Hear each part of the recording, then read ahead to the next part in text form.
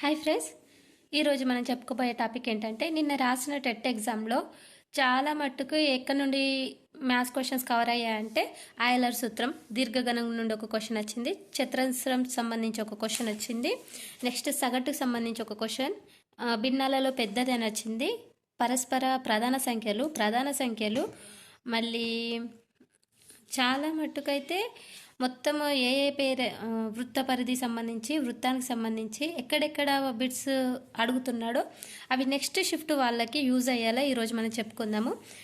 ఈ వీడియో మీకు నచ్చినట్టయితే ఒక లైక్ చేయండి, వీడియో ఎండ్ వరకు చూడండి. చాలా పాయింట్స్ నెక్స్ట్ షిఫ్ట్ రాసే వాళ్ళకి కవర్ అవుతాయి, ఖచ్చితంగా చెప్పగలను. ఇక్కడ ఆయిలర్ సూత్రం అంటే F+V=E+2 అంటే ఎలా అంటే, ఇప్పుడు ఈ దీర్ఘగణం ఉంది కదా, ఇవి అంచులు, ఇక్కడ తలాలు ఫేసెస్, ఇక్కడ లాస్ట్ కార్నర్ శీర్షాలు అంటాం. ఎఫ్ అంటే ఫేసెస్, వి అంటే వర్టిసెస్ శీర్షాలు, ఈ అంటే ఎడ్జెస్, +2 ఏ విధంగా ఇచ్చిందంటే సమగణం ఇచ్చిండు ఎగ్జామ్లో. అంటే ఆయిలర్ సూత్రం సాటిస్ఫై అయ్యేది ఏంటి అని ఇచ్చిండు. చతురస్రమ, దీర్ఘచతురస్రమ, లేకుంటే సమగణమ, స్తూపమ, శంకు అని ఇచ్చారు. స్తూపం కాదు, సమగణం క్యూబ్ ఎలా అంటే క్యూబ్ కూడా దీర్ఘగణం లాగానే ఫేసెస్ 6 ఉంటాయి, శీర్షాలు 8 ఉంటాయి, అంచులు ఎడ్జెస్ 12 ఉంటాయి. దీన్ని ఎలా సాటిస్ఫై చేయాలంటే ఎఫ్ అంటే 6 + 8 వర్టిసెస్ ఈక్వల్ టు ఎడ్జెస్ 12 + 2 14 = 14 అంటే ఈక్వల్ వచ్చాయి కాబట్టి ఆయిలర్ సూత్రం సాటిస్ఫై అవుతుంది. ఈ విధంగా దీర్ఘగణం సంబంధించి దీర్ఘగణ ఘనపరిమాణం అడిగాడు. V = LBH, L value, B value, H value తనే ఇచ్చిండు. మనం అలా సబ్స్టిట్యూట్ చేస్తే అయిపోద్ది, అంతే. నెక్స్ట్ వెళ్ళే వాళ్ళు దీర్ఘగణ కర్ణం పొడవు D = √L² + B² H² చూసుకోండి, మేబీ వచ్చే ఛాన్సెస్ ఉన్నాయి. దీర్ఘగణ తలాలు 6, అంచులు 12, శీర్షాలు 8 ఇప్పుడే ఎక్స్ప్లెయిన్ చేసుకున్నాం కదా. నేను ఒక డిఫరెంట్ క్వశ్చన్ అడిగాను ఫ్రెండ్స్. ఏంటంటే ఒకసారి చూడండి, 5 పెయింటర్స్ 5 రోజులలో 5 గోడలకి పెయింట్ వేస్తే ఒక్క పెయింటర్ ఒక్క రోజులో ఒక్క గోడకి పెయింట్ వేయడానికి ఎన్ని రోజులు పడుతుంది? ఈ విధంగా అడిగింది. ఆన్సర్ ఇస్ 1, 5, 4, 3 అని ఇచ్చాను. 5 పెయింటర్స్ 5 రోజుల్లో 5 గోడలకి వేస్తే ఒక పెయింటర్ ఒక గోడకి ఒక రోజులో ఎన్ని గోడలకి వేస్తాడు? అంటే ఒక పెయింటర్ ఎన్ని రోజులు కష్టపడితే 5 రోజులు ఎన్ని రోజులు పడుతుంది టైం అని అడిగిండు. అంటే ఒక పెయింటర్ వేయడానికి ఒక గోడకి వేయడానికి 5 days పడుతుంది. 1 అనుకుంటాం, ఇది ఆన్సర్ ఇస్ 5 రోజులు పడుతుంది. ఒక పెయింటర్ 5 రోజుల్లో కాదు, ఒక పెయింటర్ ఒక రోజులో ఒక గోడకి వేయడానికి 5 రోజులు పడుతుంది. నెక్స్ట్ ఇంకో క్వశ్చన్, 12 వస్తువుల కొన్న వెల 10 వస్తువులు అమ్మిన వెలకి సమానమైతే లాభశాతం ఎంత అని అడిగిండు. ఎగ్జాక్ట్ ఇదే క్వశ్చన్ వచ్చింది, ఇందులో కూడా ఎగ్జాక్ట్ ఇదే క్వశ్చన్ వచ్చింది నిన్న నేను రాసిన మ్యాథ్స్ బిట్లో. అంటే ఇటువంటి ఒక టైప్ ఆఫ్ క్వశ్చన్స్ అడుగుతుండు. మళ్ళీ లాభశాతం కొన్న వెల, ఈ లాభశాతం నష్టశాతం అడుగుతుండు. నెక్స్ట్ షిఫ్ట్ వెళ్ళే వాళ్ళు ఖచ్చితంగా చూసుకోండి. దీని ఆన్సర్ ఎలా అంటే, 12 వస్తువుల కొన్న వెల 10 వస్తువులు అమ్మిన వెలకు సమానమైతే, 10 వస్తువుల అమ్మిన వెలకి సమానం ఈక్వల్ గుర్తు పెట్టిన, లాభశాతమా నష్టశాతమా ఎంత అని అడిగిన. అంటే కొన్న వెల బై అమ్మిన వెల ఏమవుతుంది? కొన్న వేల ఇక్కడ 10 ఇక్కడనే ఉంటుంది, అమ్మిన వేల ఇక్కడికి వస్తే డివైడ్ అవుతుంది. కాబట్టి కొన్న వేల కాడ ఇక్కడ ఎంత ఉంది? 12 ఉంది. ఇది ఇటు మల్టిప్లై చేస్తుంది, ఇటు వస్తే డివైడ్ అవుతుంది 12. కొన్న వేల 10 అయితే అమ్మిన వేల 12. అతను 10 రూపాయలకు కొన్నాడు, 12 రూపాయలకు అమ్మిండు. కాబట్టి లాభమా నష్టమా? లాభం. ఎలా చేస్తాం? లాభం ఎలా కనుక్కుంటాం? అమ్మిన వేల మైనస్ కొన్న వేల ఈక్వల్ టు 12 - 10. 2 లాభం కదా, 2 రూపాయలు లాభం కదా, 2 వస్తువులు లాభం అన్నట్టు. కాబట్టి లాభశాతం వేయాలంటే ఈ విధంగా వేయాలి, ఓకేనా? లాభం ఈక్వల్ టు, ఇక్కడ ఫస్ట్ ఏం వేయాలి? లాభం ఎంత వచ్చిందో అంత వేయాలి. లాభం బై ఎప్పుడైనా కింద కొన్న వేలనే వేయాలి. కొన్న వేల ఇంటూ 100. లాభం ఎంత వచ్చింది? 2. కొన్న వేల ఎంత? 10 రూపీస్ కొన్నాడు, ఇంటూ 100. ఈ 0 0 క్యాన్సిల్. నెక్స్ట్ ఎంత? 20% లాభం వచ్చింది. కొన్న వేల అమ్మిన వేల లాభశాతంకు సంబంధించి క్వశ్చన్స్ చూసుకొని వెళ్ళండి ఫ్రెండ్స్. నెక్స్ట్ ఇటువంటి క్వశ్చన్స్ అడుగుతున్నాడు. 150 విలువ 90 అయితే 60% విలువ ఎంత? 150% విలువ 90 అయితే 60% విలువ ఎంత? ఫస్ట్ షిఫ్ట్లో సెకండ్ షిఫ్ట్లో శాతాలకు సంబంధించి క్వశ్చన్ వచ్చింది కాబట్టి ఒకసారి చూడండి. 150% విలువ 90 అయితే 60% విలువ ఎంత అంటే ఇట్లా క్రాస్ మల్టిప్లై చేస్తే 60 × 90/150. 0 0 get cancel. 5 5 3 5 15, 3 3 9, 5 1 5, 12 60, 12 3 36. Answer is 36. Next సగటుకు సంబంధించి క్వశ్చన్స్ వచ్చాయి. ఒకసారి ఈ క్వశ్చన్ వచ్చింది, నేను సగటు టాపిక్ సంబంధించి ఎక్స్ప్లెయిన్ చేస్తాను, సరేనా? నేను ఆల్రెడీ ఇక్కడ టిక్స్ పెట్టుకున్నాను ఎక్కడి నుండి వచ్చాయని. సగటు కన్ఫర్మ్ బిట్ అని ఎప్పుడో పెట్టుకున్నాను, ఖచ్చితంగా బిట్ వచ్చేసింది. ఒక ఆటగాడు 5 మ్యాచ్ల్లో వేసిన పరుగుల వివరాలు 30, 70, 10, 40, 80. పరుగుల సగటు ఎంత అంటే అంశంలో మొత్తం బై అంశంలో సంఖ్య. ఎన్ని ఇచ్చిండో అన్ని బై చేసుకోవాలి. 1 2 3 4 5 5 వేసుకున్నాం కాబట్టి కింద 5 వేసుకున్నాం. ఇది అడిషన్ చేసి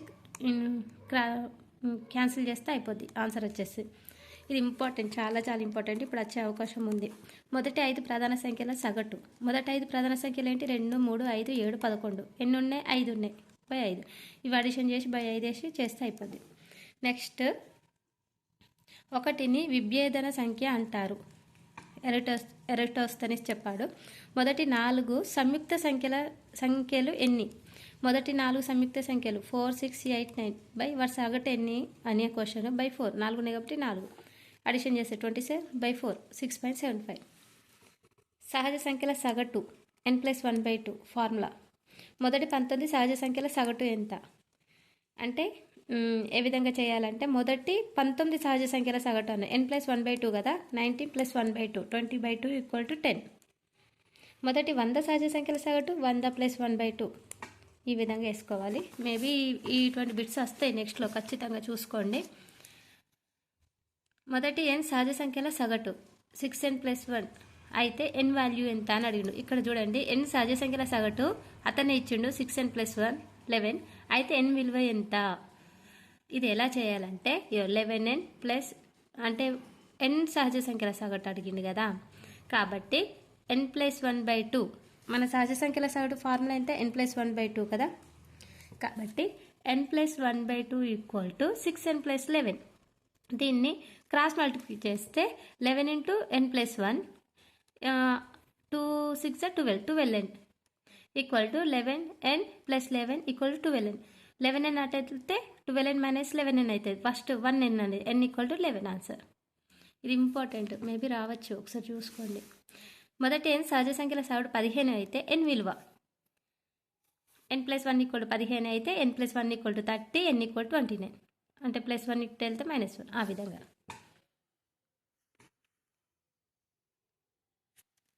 ఇక్కడ ఇది ఇంపార్టెంట్ అండి, ఇది లాస్ట్ టెట్ బిట్ వచ్చింది. ఏవేని 5 వరుస సరి సంఖ్యల సరాసరి 36 అయితే ఆ సమూహంలోని గరిష్ట కనిష్ట విలువలు ఎంత? 5 వరుస సరి సంఖ్యల సరాసరి 36. సరాసరి 36 అడిగింది కాబట్టి 36కి అటు ఇటు సైడ్ ఉన్నవి తీసుకోవాలి. వరుస సరి సంఖ్యలు అంటే స్టార్టింగ్ నుండి తీసుకోవద్దు. 36 అడిచ్చిండు కాబట్టి సరాసరి ఇచ్చిండు కాబట్టి 36 మిడిల్లో తీసుకోవాలి. తీసుకొని 5 అన్నాడు కాబట్టి అటు 2 ఇటు 2 వేసుకోవాలి. 36కి చిన్నవి పెద్దవి 34, 32, 38, 40. ఇందులో కనిష్టం ఏంటి? 32. గరిష్టం ఏంటి? 40. ఏమడిగిండు? కనిష్ట గరిష్టలో మొత్తం అడిగిండు. 32 + 40 = 72. ఇది లాస్ట్ ఇయర్ టెట్ బిట్, నాకు అప్పుడు మిస్ అయింది, అందుకని మరీ జాగ్రత్తగా చూసుకుంటే ఇటువంటి బిట్స్. నెక్స్ట్, చతురస్రం సంబంధించి ఒక క్వశ్చన్ ఇచ్చిండు. అది ఏ విధంగా ఇచ్చిండో నేను ఇక్కడ ఒకసారి ఎక్స్ప్లెయిన్ చేస్తా. ఇక్కడ చూడండి ఫ్రెండ్స్, ఒక చతురస్రము దాని భుజం 8 మీటర్లు అని ఇచ్చిండు. 8 మీటర్లు ఇచ్చి చతురస్రం యొక్క భుజం 8 మీటర్లు ఇచ్చిండు. దీన్ని 16 సమాన భాగాలుగా చేసి 16 సమాన భాగాలుగా చేయమన్నాడు. చేస్తే 8 4 ఇటు 4 చేస్తా 1 2 3 4 4 4 16. 16 సమాన భాగాలుగా చేసి అందులో ఒక చిన్న భాగము వైశాల్యం ఎంత అని అడిగిండు. ఒక సమాన భాగాలుగా 16 సమాన భాగాలుగా చేసి చిన్న భాగం వైశాల్యం ఎంత అవుతుంది? 2 4 6 8. ఇది 8 మీటర్లు కాబట్టి దీన్ని డివైడ్ చేస్తే 2 2 2 2 అవుతుంది కదా, అంటే దీని భుజం ఎంత? ఇది 2 అవుతుంది. చిన్న చతురస్రంది 2 అయింది కాబట్టి ఒక చిన్న చతురస్రం యొక్క వైశాల్యం అడిగిండు. చతురస్రం వైశాల్యం ఎంత?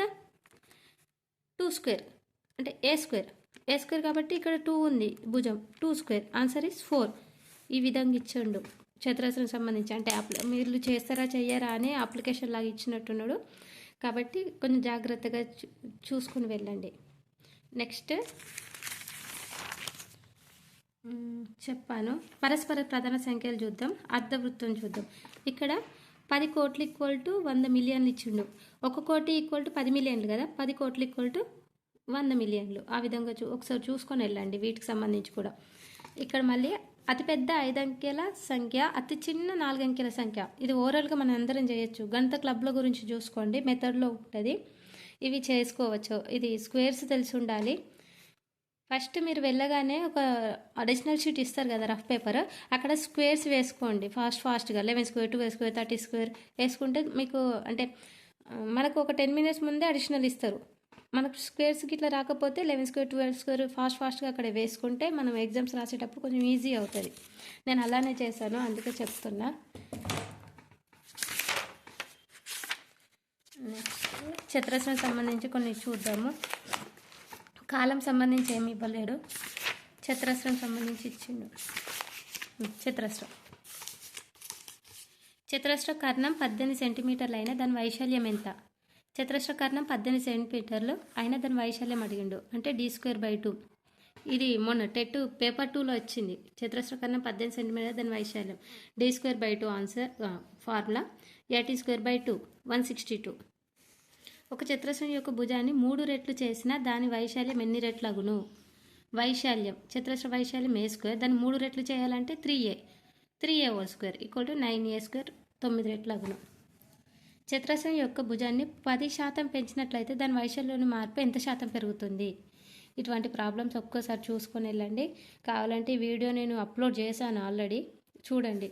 చతురస్రం యొక్క భుజాన్ని 20% అయితే దాని వైశాల్యంలో మార్పు ఎంత శాతం పెరుగుతుంది? అంటే 20% తగ్గిస్తే అని అన్నాడు కాబట్టి 80/100 20% తగ్గిస్తే దాని వైశాల్యం ఎంత మార్పు చెందుతుంది? 100 × 80/100 80/100 వేసుకొని ఈక్వల్ టు 64. a² కాబట్టి 2 టైమ్స్ వేసాను. నెక్స్ట్ ఇంకోటి ఇది ఎక్స్ప్లెయిన్ చేస్తాను. ఇక్కడ ఫోల్డ్ చేస్తా. ఇది ఎరిటోస్థెనీస్ జల్లెడకి సంబంధించి భాజనీయత సూత్రాలు ఒకసారి చూసుకొని వెళ్ళండి, ఇంపార్టెంట్. ఇది చాలా చాలా ఇంపార్టెంట్. ఒక్కసారి ఎగ్జామ్ వెళ్ళే ముందు ఒకసారి చూసుకోండి. దీని కోడ్ వచ్చేసి డిడి ఛానల్లో బీబీసీ వాళ్ళు బిఏ చేయమన్నారు. అంటే ఇది ఏ విధంగా అంటే 1 నుండి 100 వరకు ఉన్న సంఖ్యలలో ప్రధాన సంఖ్యలు ఎన్ని అని అడుగుతారు. అంటే 1 నుండి 100 వరకు 25 అని చెప్పగలుగుతాం. అది ఎలా ఇస్తాడు అంటే 25 నుండి 100 వరకు ఎలా అని అడుగుతాడు. కాబట్టి ఇది ఒక్కసారి గుర్తుంచుకోండి. 1 to 10 వరకు 4 ఉంటాయి ప్రధాన సంఖ్యలు. నిన్న ఈ క్వశ్చన్ ఇచ్చిండు, 2 అంకెల సంఖ్యల ప్రధాన సంఖ్యలు ఎన్ని అని అడిచిండు. నాకు నేను మర్చిపోయినా, దీన్ని చూసి గుర్తొచ్చింది. 2 అంకెల ప్రధాన సంఖ్యలు ఎన్ని అని వచ్చిండు. 2 అంకెల ప్రధాన సంఖ్యలు అంటే 1 to 100 25 అవుతాయి. కానీ 11 నుండి 2 అంకెల సంఖ్యలు కదా, 11 నుండి 99 వరకు కదా 2 అంకెల సంఖ్యలు. కాబట్టి మనం ఇక్కడ నుండి కౌంట్ చేసుకోవాలి. ఈ 4 తీసేయాలి. ఇక్కడ నుండి కౌంట్ చేసుకుంటే 25 - 4 21. Answer is 21. అది 2 అంకెల ప్రధాన సంఖ్యలు 21. ఇది ఎలా గుర్తు? 1 to 10 వరకు 4 ఉంటాయి. 11 to 20 వరకు 4 ప్రధాన సంఖ్యలు ఉంటాయి. 21 to 30 వరకు 2 ఉంటాయి, అంటే 23 29. 31 to 40 2 ఉంటాయి. 41 to 50 3 ఉంటాయి. ఈ విధంగా 1 to 50 అడిగినా కూడా మనం ఈజీగా చేయొచ్చు. డిడి ఛానల్లో బీబీసీ వాళ్ళు బిఏ చేయమన్నారు. ఇలా గుర్తుంచుకుంటే ఈజీగా ఉంటుంది. డి అంటే లెటర్ 4 కదా, ఆ విధంగా. డి అంటే లెటర్ 4, బి అంటే 2. ఒకసారి వెళ్ళేటప్పుడు చూసుకొని వెళ్ళండి. వీడియో చాలా లెంతీ అవుతుంది, చాలు. ఓకే, మీకు నచ్చినట్టయితే ఒక లైక్ చేసి నన్ను ఎంకరేజ్ చేయండి. Thank you. ఇది ఒకటి ఇంపార్టెంట్. ప్రధాన సంఖ్యల యొక్క సాధారణ రూపం ఎవరు కనుగొన్నారంటే ఎరిటోస్థెనీస్ జల్లెడ పద్ధతి అంటారు దీన్ని.